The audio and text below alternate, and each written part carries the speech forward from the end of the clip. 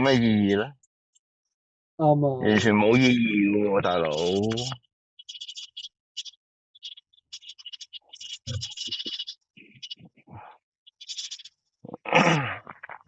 我就算多我自己，就算你話我除真愛 unfollow 唔再同你講嘢，都未至於你拉黑我啊！講真句，你要拉黑，你要幾憎呢個人，你先可以拉黑呢個人。我又冇做錯啲乜嘢，講真句。啱啊。講真嗰句，喂，你拉黑啊，即係就係連朋友都冇得做啦。咁講嘢，哇！如果佢唔拉黑，都仲仲有一仲有朋友，仲可以，仲係啊，佢要咁樣咁又冇得唔得啊？咁啊，就冇計啦。咁啊，佢咁樣就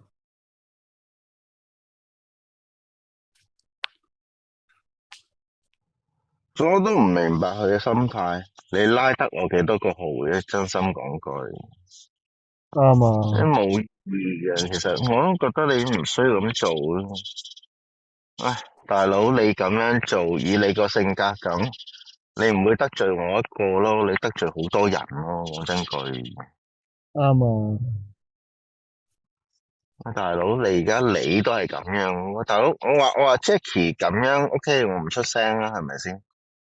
啱啊。你話 Jackie 我唔係好熟佢，佢係邊個我都唔佢知。封咗咯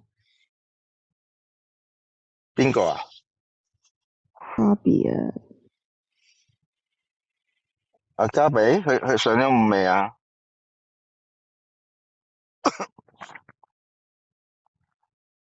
上咗午未啊？佢